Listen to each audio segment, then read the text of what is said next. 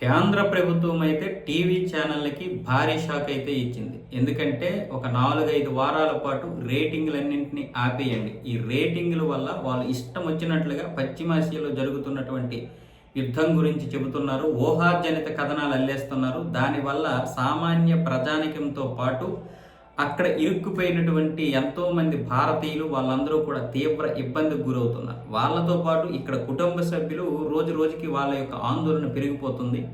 వీళ్ళు ఇష్టం వచ్చినట్లుగా చెప్పేస్తున్నారు. అది నిజమెంతో అబద్ధమెంతో ఏం తెలియకుండా ఊహాజనిత కథనాలను ప్రచారం చేస్తున్నారని కేంద్ర ప్రభుత్వం ఇప్పుడు ఏం చేసిందంటే బ్రాడ్కాస్ట్ ఆడియన్స్ రీసెర్చ్ కౌన్సిల్ బార్క్నైతే ఈ రేటింగ్ ఆపేయమని ఆదేశాలు జారీ చేసింది.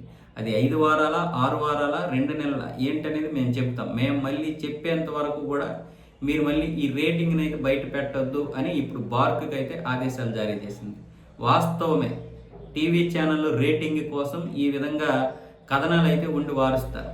నిజంగా మన టీవీ ఛానళ్ళకి చాలా వరకు జాతీయ భద్రత అనేది ముఖ్యం ఉండదు. ఇదంటే ఇంటర్నేషనల్ యుద్ధాలు మొదలు పెడితే మామూలు దేశంలో జరుగుతున్నటువంటి యుద్ధాల విషయంలో కూడా ఏదైనా ఒక ఇన్ఫర్మేషన్ తెలిస్తే వెంటనే టెలికాస్ట్ చేసేస్తారు. ఆ రోజు 2008లో జరిగినటువంటి ఒక మారణ హోమం, ముంబై దాడులు.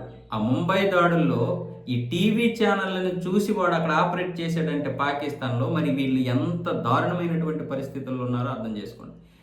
మనకి ఎంతసేపు వ్యూస్ ఎంత వస్తున్నాయి, ఈ రేటింగ్ ఎంత వస్తుంది, ఇదేనా? దేశం గురించి అవసరం లేదా? దేశ భద్రతను దృష్టిలో ఉంచుకోవా టీవీ ఛానళ్ళు?